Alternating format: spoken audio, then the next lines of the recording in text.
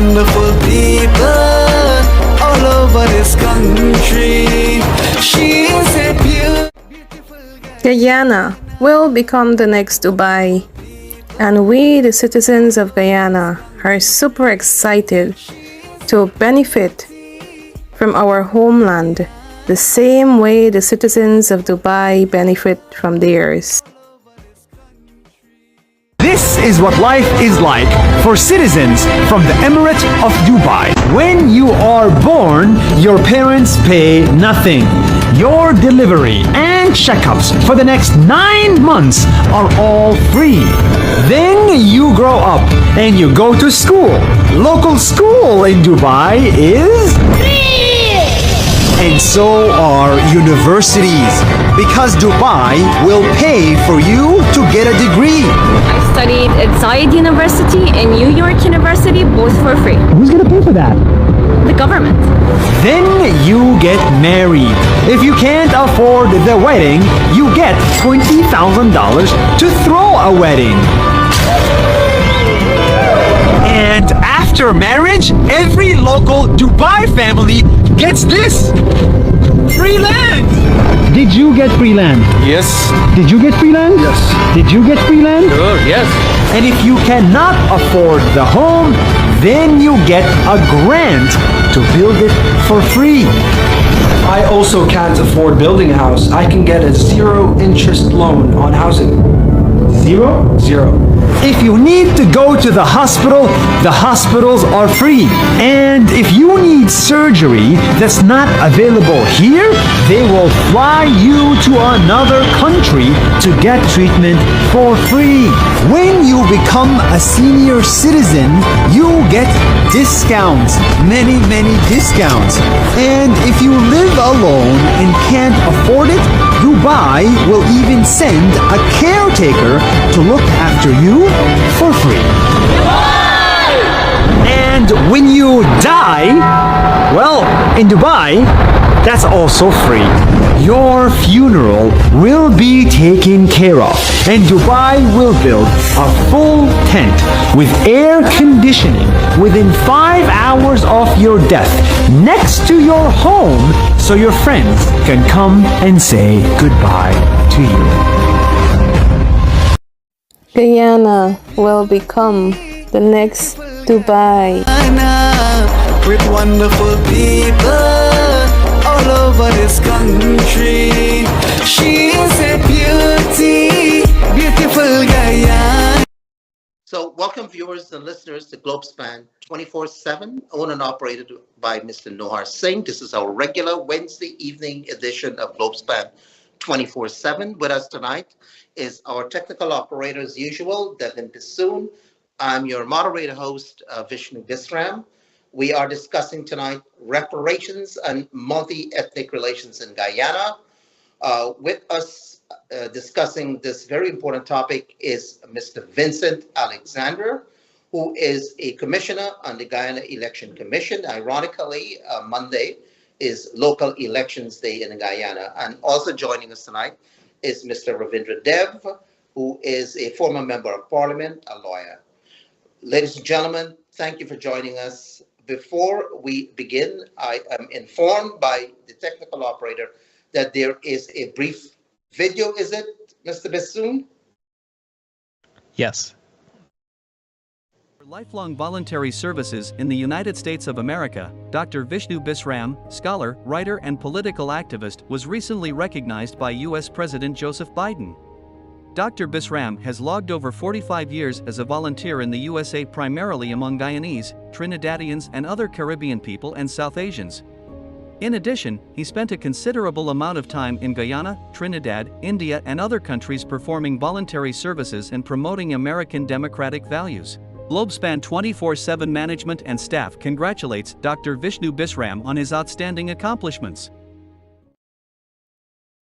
Thank you very, very much for that brief video profile on me. I feel very honored that you so recognize me as well. So, gentlemen, thank you very much for joining us for this edition of Globespan 24/7, reparations and multi-ethnic relations in Guyana. If I may begin with Mr. Vincent Alexander, just give us a little background about reparations, what the term means and how it came about.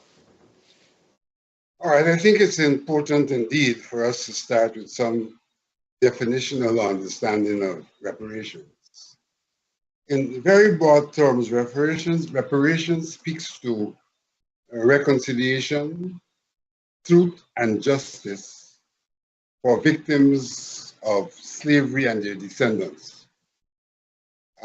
Notwithstanding that definition, I would wish to use a generic term in the place of slavery and their descendants, particularly in the context of the discussion that we are about to have.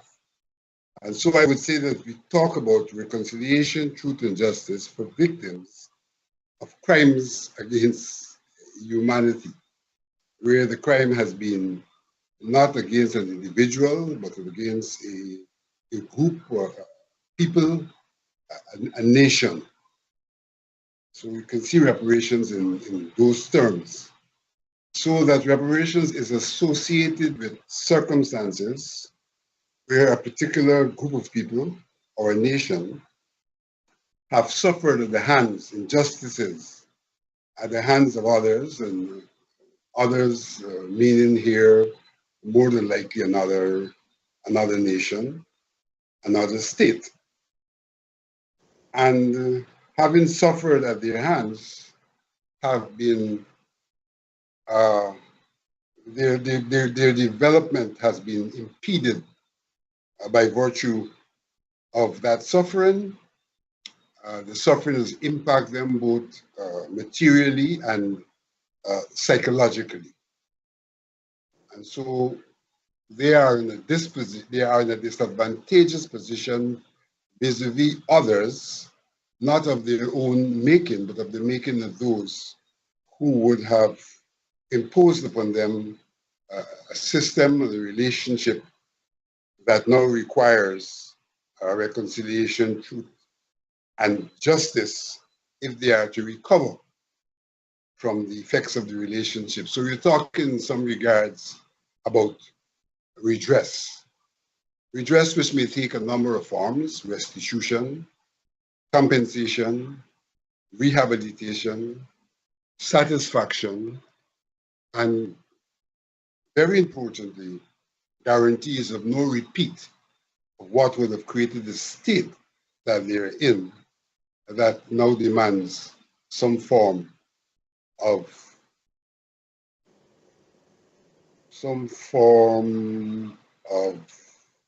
compensation, but in more general terms, some form of reparation.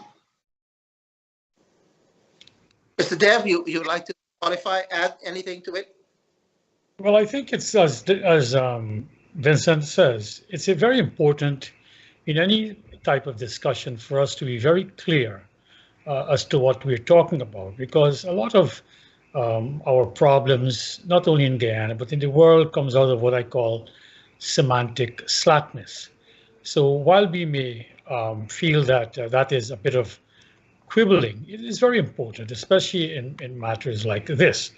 So I agree with Vincent, but I have had from the UN, one of the several vehicles of the UN that has plunged into this whole area of what is called reparative justice, which includes reparations.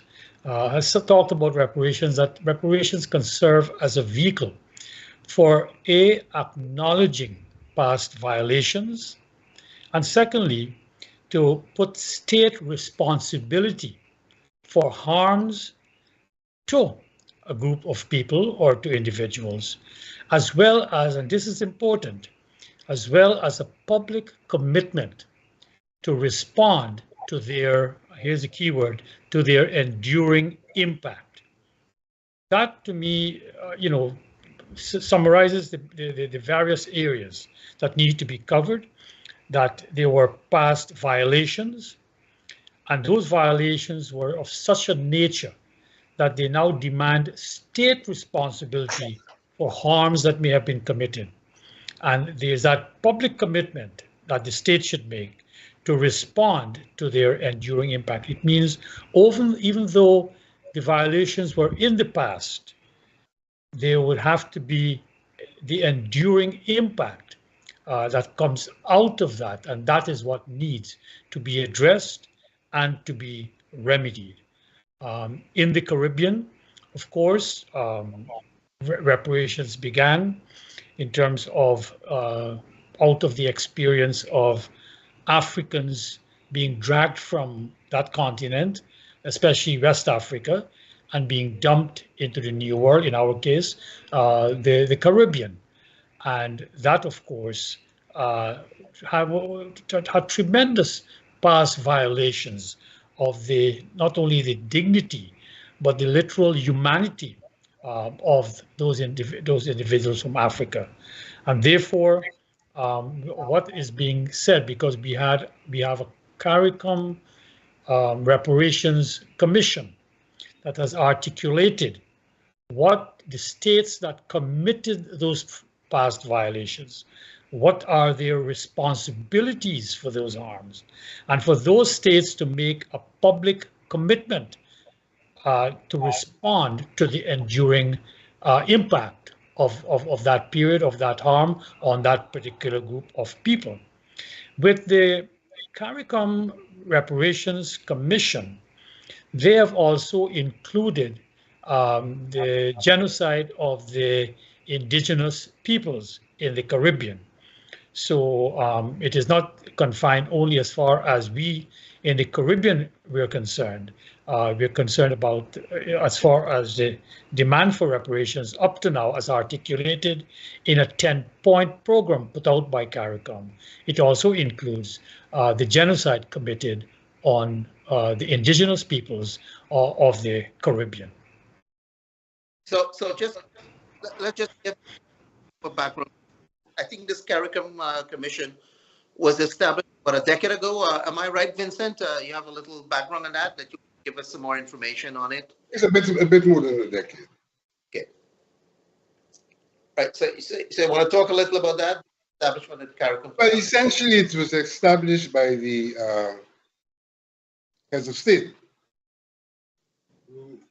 who came to the conclusion that, in fact, the people of African descent, and as Ravi said, they also included the indigenous people, the circumstances of their coming, the circumstances under which they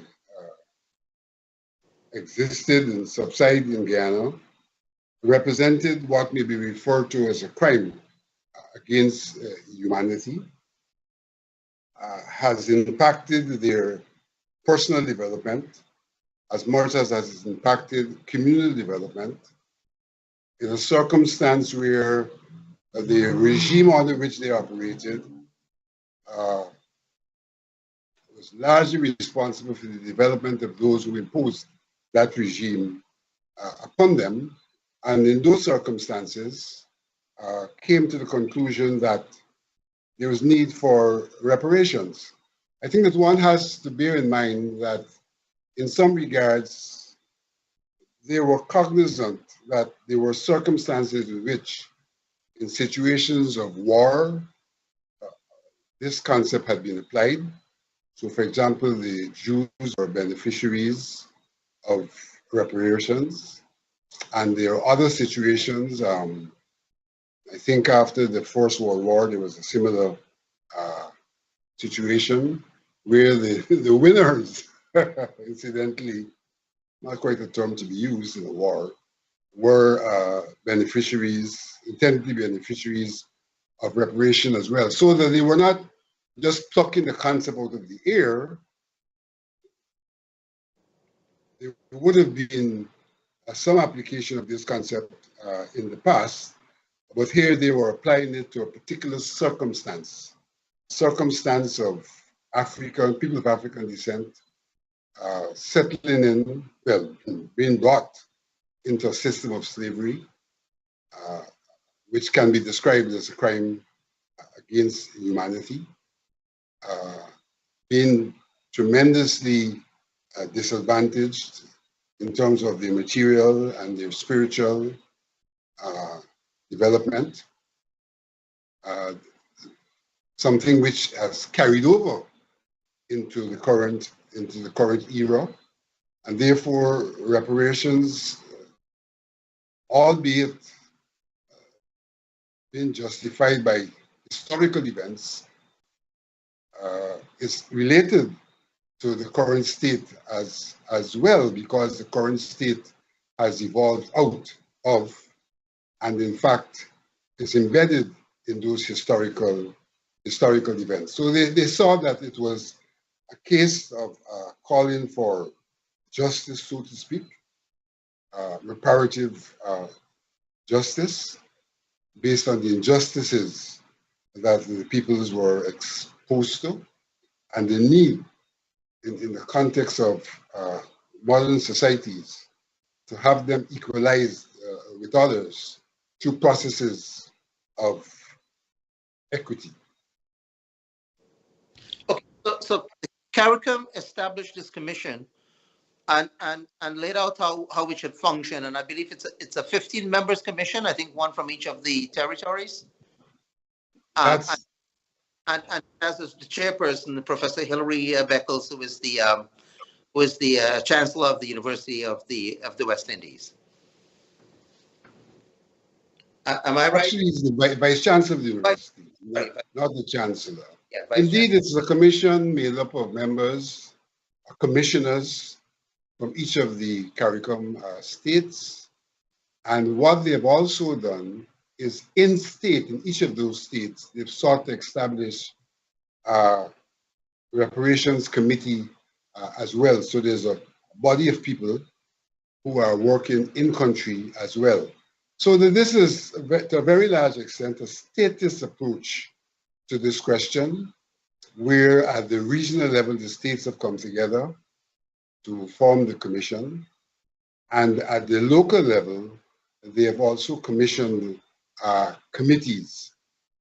To a very large extent, we have seen that this process is largely outward looking towards the former colonizers, the former plantation owners, the former exploiters, looking towards them to a very large extent.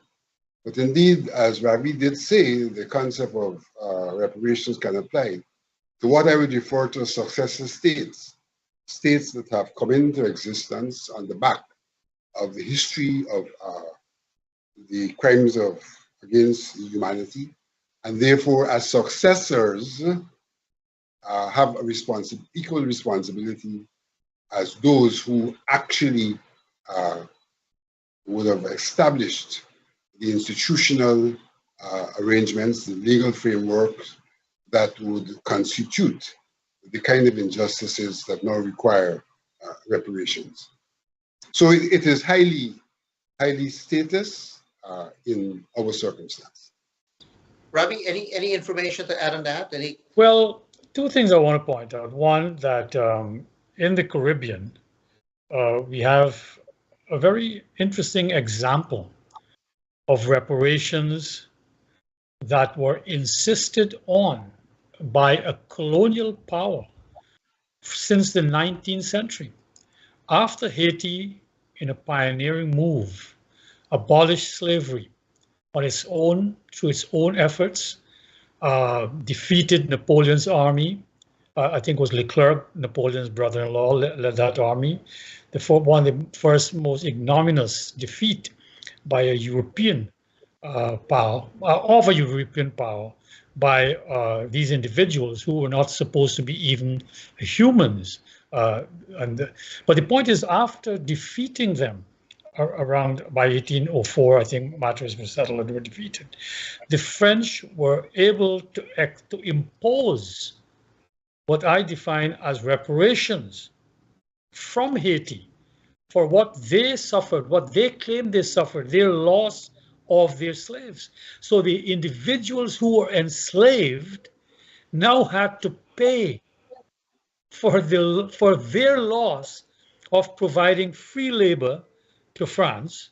And we must not forget that France was backed in this matter by the United States, who we see as the beacon of freedom after 1776 to lead the first democratic revolution.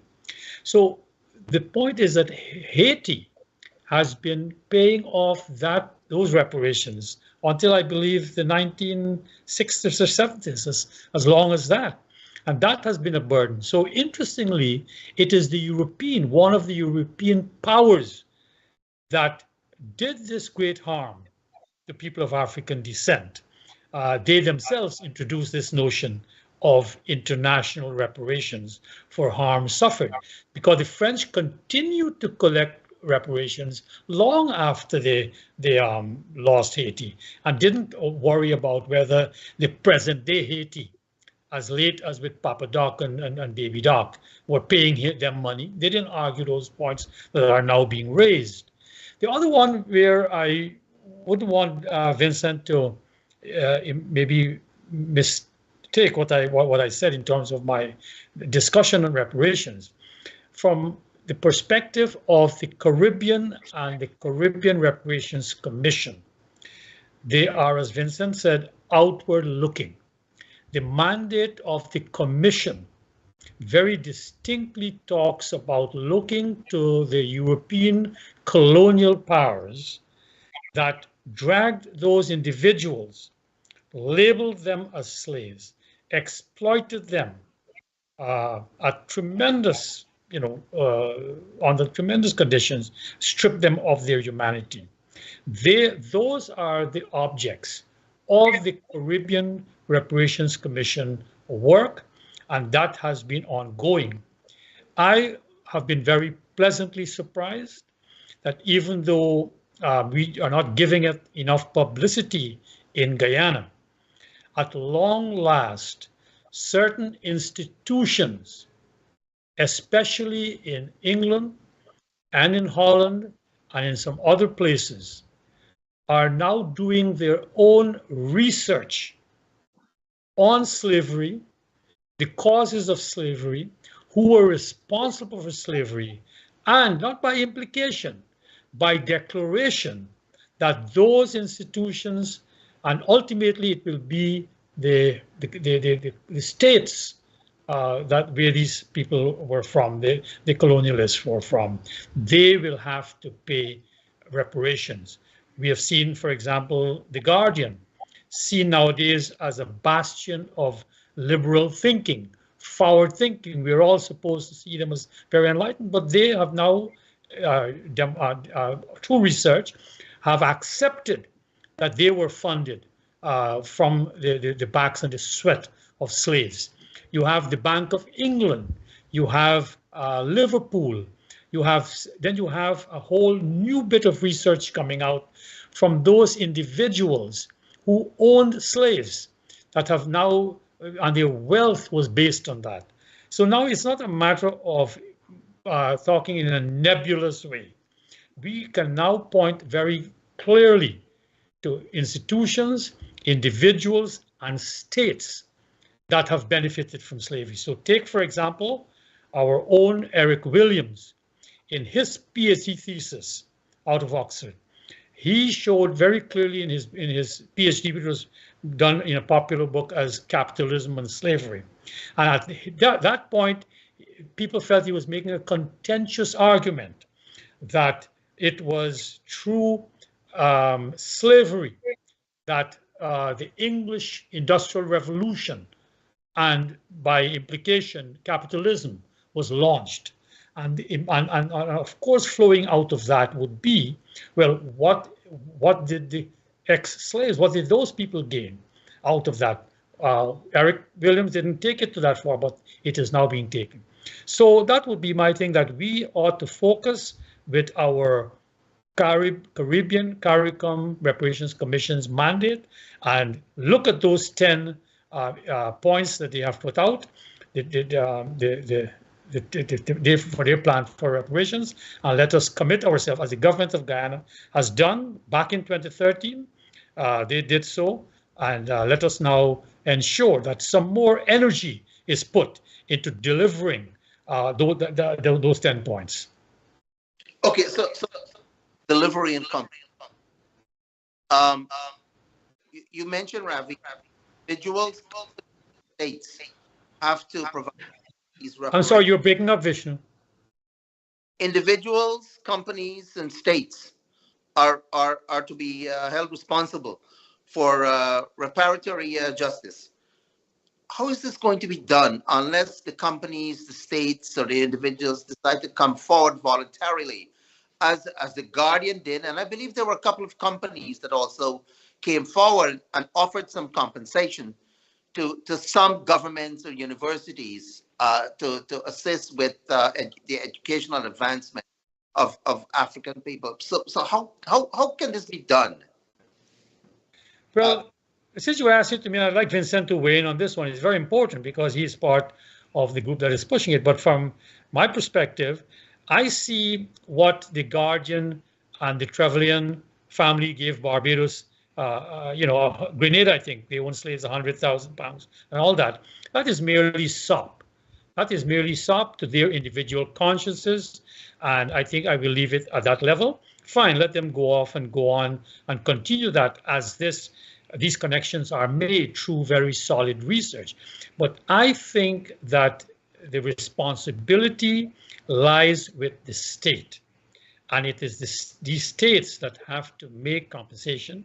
So, for example, the British state benefited directly from these colonies in terms of both the extraction of wealth to build England or to build Holland. That is documented. We don't have to we can just now point to those things, but concrete evidence is put out.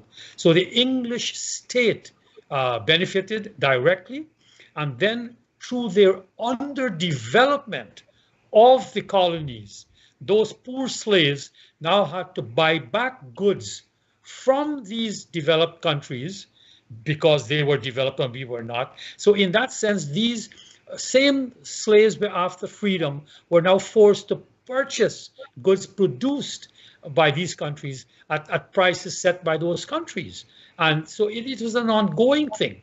And it is here I would like to add, and I would like to, I know Vincent has spoken about this many times, because I think to a great extent, we are missing the boat sometimes, that colonialism and all that it entails, including what they did to African people and to other races that they ruled over, is not over.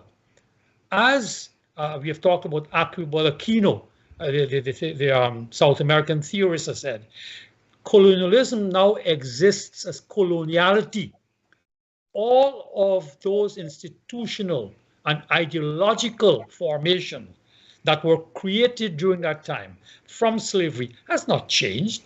Let us look at racism, where Africans that were brought here were denuded of their humanity openly by a definition to say they did not have souls.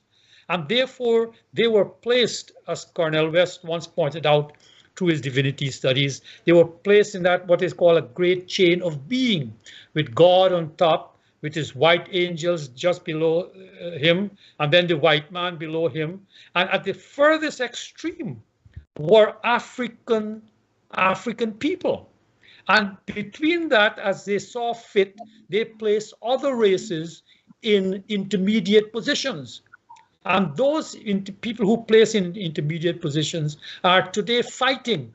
And what they're fighting about, I am closer to the white ideal, but most importantly, I am furthest from that black, everything, that antithesis. And this is something that we are suffering from in Guyana by pointing fingers, but not at where it emanates and where it is sustained. So when one looks at, let us talk about as early as Shakespearean, his plays, how he looks at blacks. Throughout history, in all of the educational programs, it is very insidious nowadays, but it is there. So if we are ever we talk about reparations as if it's only, getting some money, but you can have all the money. And I lived 20 years in America, And as Chris Rock once said, and he challenged his audience one day, that he is a multi-millionaire. And he challenged that white audience. Would any of them who would want to exchange places with him put up their hands? Not a single hand went up. Because the bottom line, in the Western canon, in the Western whole makeup, the African is still placed below that, and the rest of the world, who has never even seen Africans. We are of African facing racism in China. In the Ukraine, when the war started, they couldn't even get on trains. So the point I want to say is that reparations has to go beyond just the money. And I think this aspect of the psychological harm being done to Africans through racism also has to be counteracted. Vincent? Ravi's point is very, very critical. And one would note, if one goes to the 10-point plan of CARICOM, whilst people seem to think it's all about compensation, in fact, monetary compensation is the 10th of the 10-point plan. It's not the first, it's the 10th. And there's much more to do with issues relating to cultural renaissance, than historical and cultural knowledge exchanges and things like that, as opposed to the question of debt cancellation and monetary compensation, which is the 10th. So indeed, the responsibility in the context of reparation resides in these states, because the states, at the end of the day, were beneficiaries of whatever their citizens, their corporate citizens, benefited from. And the states themselves were built on the wealth generated by their corporate citizens. But what should be noted in terms of what is occurring is that some of those corporate citizens are now coming forward, and an aspect of reparations is also an apology. And so you're getting the apology from some of them, and some of them are going beyond the apology and are prepared to make contributions to reparations. Contributions which will be monetary, but some of the contributions, though monetary, are focused on not the monetary aspect itself, but for example, the universities, the kind of contributions they're prepared to make are intended to help in the areas of culture and education. We have a situation where even the Anglican Church in England has now come out and is prepared to be a part of this process of reparations, and they have identified a specific sum that they are contributing towards reparations. But again, you can see that sum merely in terms of money, but in terms of the kind of programs and the kind of projects that they prepared. This program is a project will impact cultural aspects of life. Dr. Bisram, we're getting feedback from you. No, I'm not hearing anything. So, I mean, I'm hearing Vincent is having a double bounce back. And Ravi, when you spoke, it happened as well. Me too, okay. Dr. Bisram, could you just leave and join back? Okay, all right.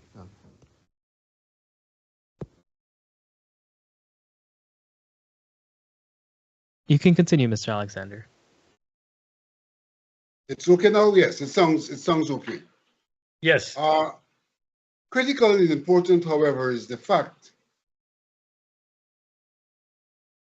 that the Reparations Commission, CARICOM Reparations Commission, they have focused on reparations from the states. And in the circumstances where states have not volunteered to give reparations and have not recognized that there is need for them to do so, what the CARICOM Commission has been doing is trying to approach this from a legal perspective. And so they've been trying to build a case with two elements to that case.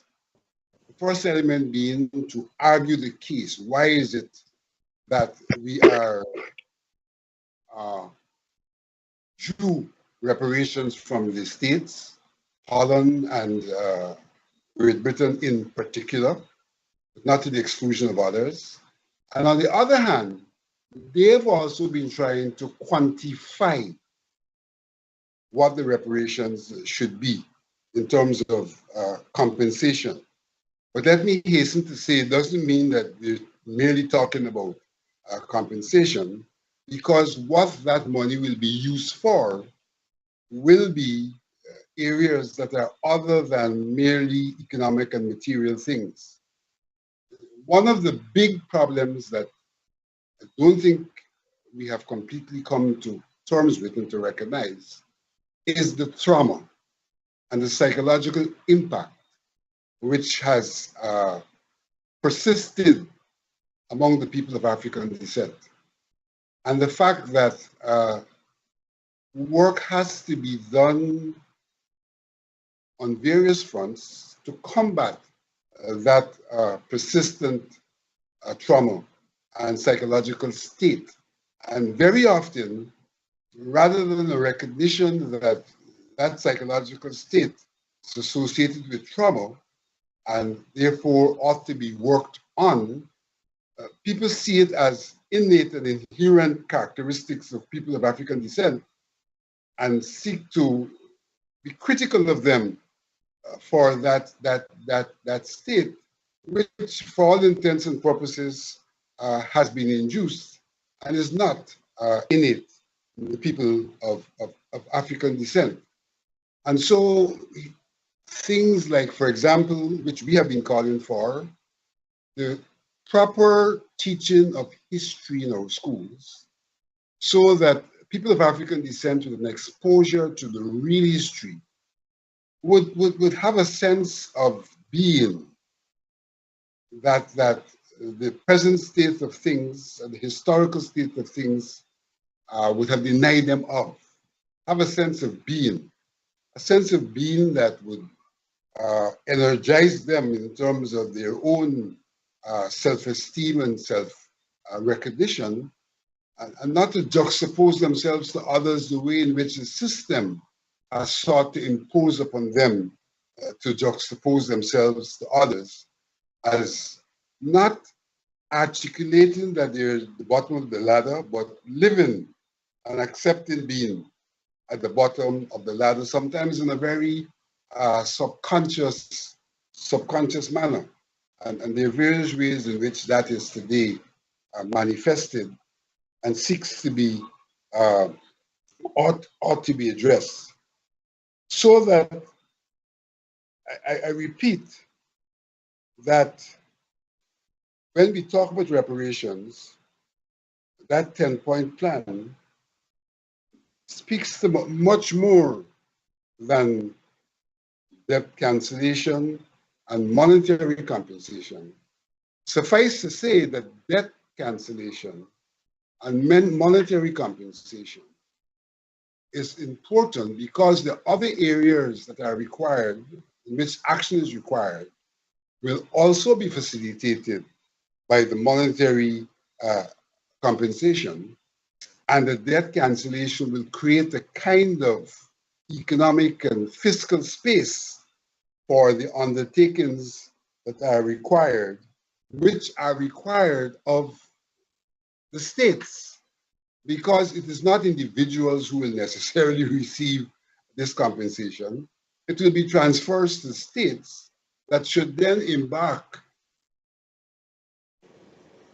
upon programs and projects that, for example, seek to do rehabilitation, which is a critical part of what is required, that will seek to be engaged in things that will provide levels of satisfaction that brings about levels of self-recognition, that impacts self-esteem, all of which are critical in raising the people of African descent to that status which was imposed upon them, to a kind of equalization with the rest of society,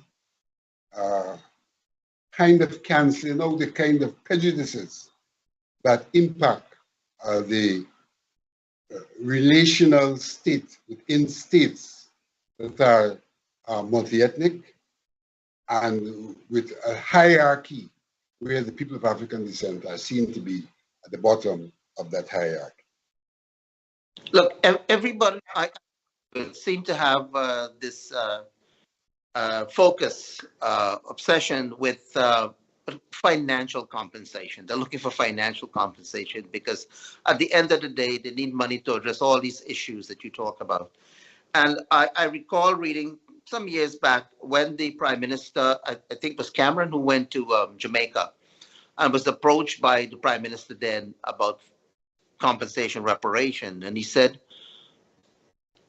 I'm sorry, there isn't any. We're not going to offer any. So what can be done to force states to offer some form of reparatory justice?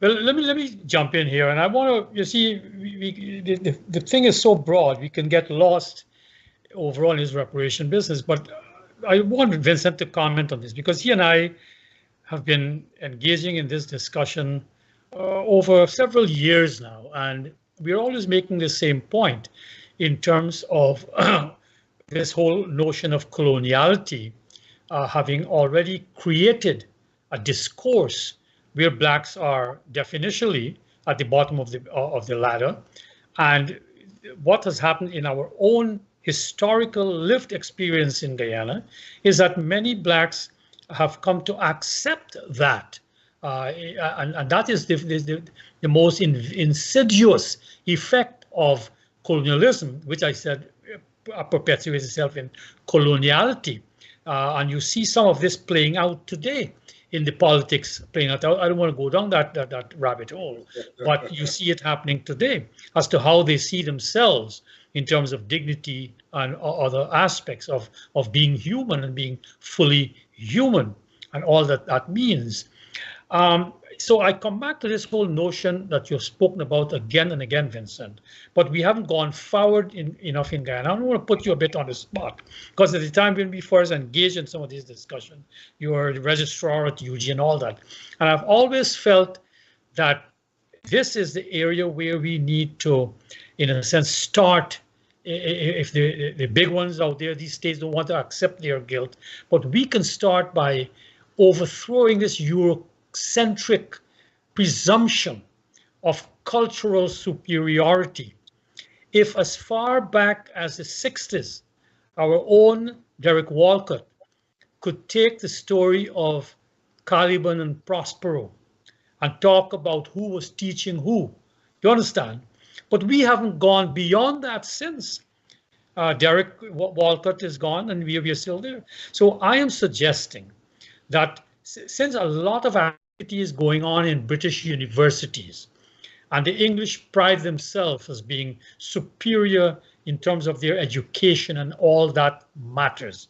So just as how they created knowledge, which we then accepted hook, line, and sinker, we can also in the Caribbean begin to create this knowledge and having this access to their metropolitan universities, begin to change that whole paradigm. Because if we leave it to them, I don't think it will ever get changed. So take, for example, even school books. When I first landed in America in 1972, to pay our way, students from across the globe we worked there behind the World Trade Center.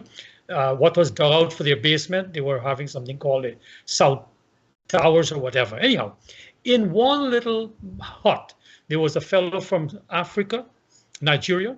There was me from Guyana. There was a fellow named Sam from Buxton. There was a Trini. There was an American fellow from Georgia, part of that Gullah-speaking people of, they speak like West Indian. And there was a guy from Harlem. The point I want to make is that we all chuckled about Tarzan and the natives and all that. And finally, the guy from Nigeria looks at us, never forget he was from River States, and said, listen, and this was like both Indian and there was a Pakistani guy there too. So we all think that we are running around in jungles in Africa. And when we examined it, each one of us, Indian, Pakistani, Guyanese, both black and Indian, Trini was a black guy, he went to Pace University.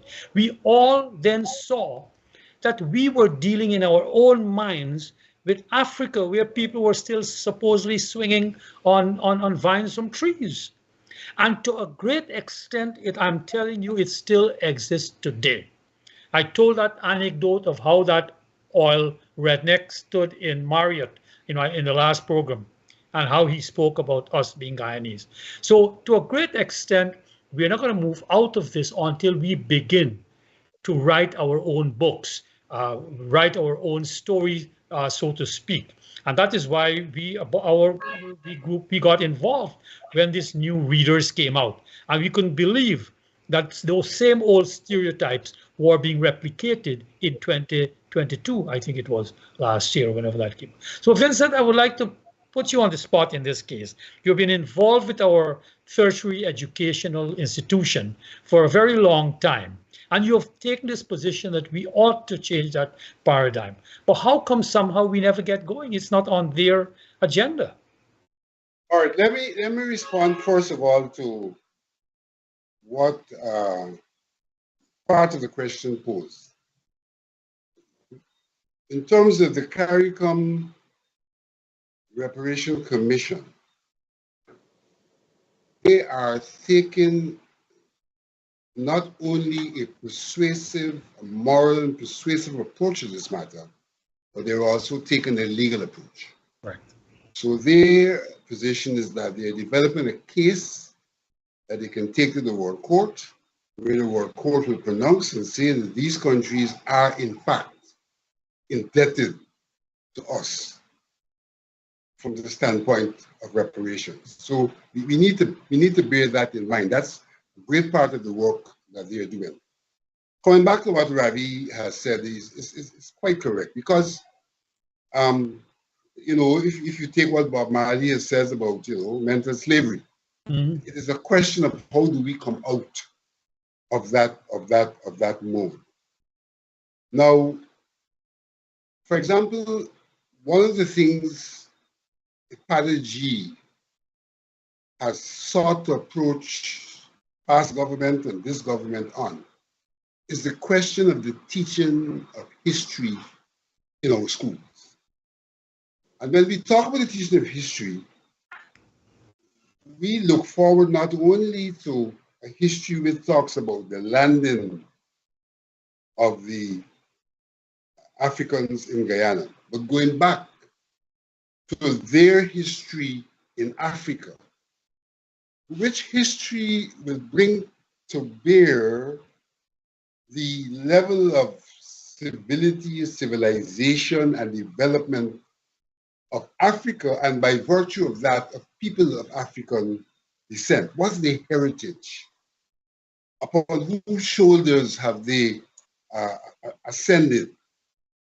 And if that is taught and understood, that itself will start to have some impact on the way in which people of African descent sees themselves, and on the way in which other people see people of African descent, because it's not merely a question, though it is largely a question of how people of African descent see themselves.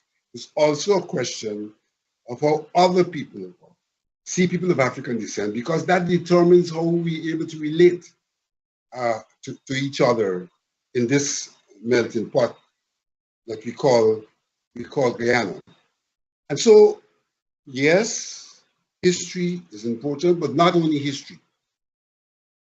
And so, in the area of the arts, we need to be doing much more of expressions which are indigenous, so to speak, so that we develop a greater appreciation. And to divert a bit, I think that without specific reference to reparations, there were things which were being done. I think they're being done less now than they were done in the past in that regard. So, for example, when in Guyana we had something called CARICOM, where the people were able to get involved in cultural expressions at the local level, in the various forms of arts, and then to graduate that to something national. Then, in fact, we were working towards establishing that kind of identity that would raise us above what was imposed upon us, the coloniality that Ravi is speaking about. The question of CARICOM also had that intent. And you know that CARICOM was integrally involved with Walcott in some regards, because it was a conference of creative artists in Guyana, where the idea of CARICOM was birthed. It may have been Burnham who said, let's have CARICOM, but he didn't just dream that up. He did that in some regards in recognition of what those creative artists were saying in their conference. In 1970. 1970. Well, 1970, because the first CARICOM then was 1972, and moved it from the standpoint of a conversation into something more practical that would impact the appreciation of Caribbean people. Of course, it went beyond people of African descent, but was critical to people of African descent in terms of creating that self-appreciation. And there were other things which were also being done. So when we talked about technology as well, and we talked about relevant technology, doing things technologically based on our own thoughts and our own environment, all of that was a part of the process. When we talked about self-reliance and a realization that we didn't have to necessarily import, for example, saltfish, which we no longer import, and that we could use our own thought processes, interacting with our environment to create the goods that we wished, and therefore not have to be of the view that there was some superior fish that we had to import. And the same thing went for the question of local fruits. So I'm saying that in some regards, this process, though it may not have been articulated in the context of reparations, was being undertaken by the state at that time. I would say that certainly one weakness of it. If you don't mind, let me interject here. You see, I want to get back to move forward in a bit. So I want to ask the question, because we have been saying this all from an African standpoint, but it's all, the hegemonic, imposition into our minds that Walcott and others tried to free us from. So, but the question I have is that we knew this going back to 70, coming back out of 72. I'm saying, why didn't UG? Because knowledge, as you know, is manufactured, whether we like it or not. The British created that in these institutions, and then it filters down. Unless it is legitimized through those institutions, or it's just them doing their little thing down there. So, for example, when Philip Moore died, I wrote a whole piece about here was a man who was able to connect directly to African spirituality across the centuries, almost unmediated, and it has never been given enough recognition in our curriculum as to what African art is all about, and aesthetics. So I want to throw it back to you, Vincent, because you were there as registrar. How come with a university that was 90% people of African descent teaching, and these things were raised since the 70s, how come it didn't get onto the curriculum so that we wouldn't go and repeat the whole thing, man? That's what I'm trying to get at. How come? I think that in some regards, it is a question of mental liberation. Because though we have a university of our own, a lot of our scholars are scholars of the European tradition, so to speak.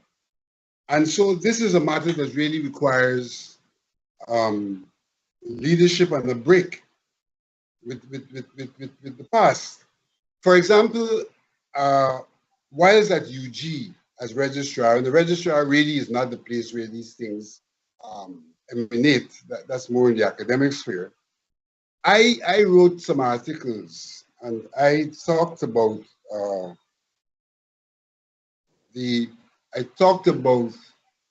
neutrality in our education system, where I talked about the way in which we ought to have our history taught in a manner that would allow for all Guyanese to have appreciation of each other. That's right. And I wrote this sometime in the 80s after I returned home. The only person who came out in support of what I said then was Bal Bahadur, who was then the principal of Teachers Training College. Potters. No one else came out in support of it. May I go further? Ipadaji, in fact, has engaged UG on this question. And we have said that, look, probably it should start with a unit for ethnic studies. And in that unit for ethnic studies, then we could pay attention to African studies, Indo-Guyanese studies, because we already have a unit for Amerindian studies. And though we're not speaking so much about them in terms of reparations, they're the ones who have been targeted the most by the state in this regard. But the idea was to have a ethnic studies unit that would then be able to do the groundwork that would lead to a new consciousness, so to speak, and impact our curriculum. And my argument about Cyril Potters was at that time that since most of our teachers and all should come from Cyril Potters, then it should really start there. UG should be involved in terms of helping to develop the material, the curriculum and things like that.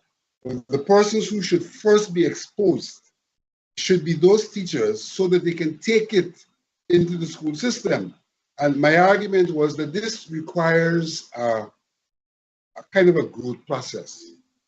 That if you start this work in the education system with your kindergarten schools, with your, they call early childhood learning, this time your primary and secondary, then you will literally have a situation where over time you grow a new Guyana man, so to speak. And that new Guyana man will be responsive to what we are talking about. So what happened to Ipadaji's proposal to UG?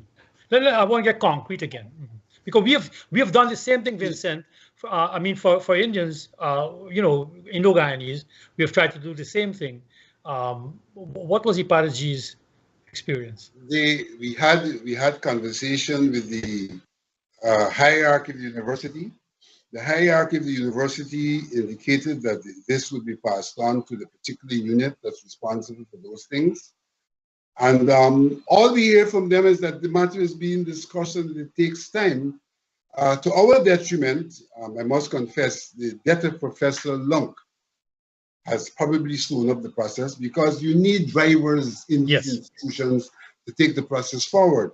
And Professor Lunk, I must confess, was the driver to a very large extent who was taking this forward. And I think what we have to do is to try to re-engage at the level of the drivers, because these things in the university sometimes are, they could be accepted from the top, but have to be driven bottom up from the academics in the various units. So we have not given up on that. We have not given up on the conversation. We have sought to interact with the Ministry of Education. We thought that the curriculum development process they were involved in was a good time for us to engage them. We engaged them, but they are not very open to allowing you into.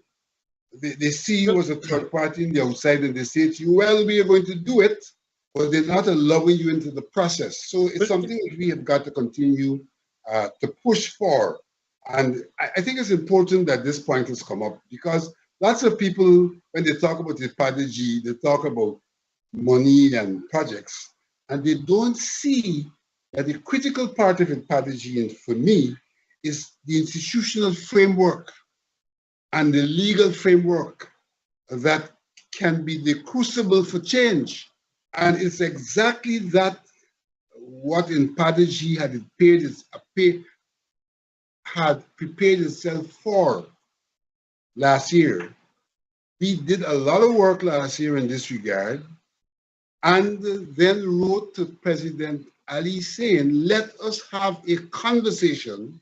And our idea is that conversation would have become a sectoral conversation, where in the education sector, in the health sector, and all of the sectors, this question would have been addressed. President Ali consented to the conversation. But I am of the view that the General Secretary of the People's Progressive Party pushed back against it. And at the time when President Ali said he would talk with us, the General Secretary came out attacking and trying to demolish IPADG. So there are forces at work, notwithstanding what people say in this society, that are not prepared. First of all, they don't accept the reality of the people of African descent. They see us as being equal, and since we equal, then jobs are there for us and contracts are there for us, which we don't get anyhow. And they don't accept that there's need for equitable action.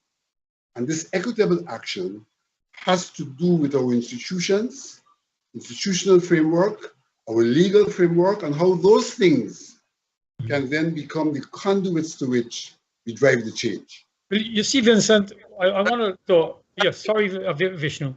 Yeah, we have limited time, so I wonder if you could just summarize final points. We haven't talked about the indigenous people, but perhaps we could continue that some other time.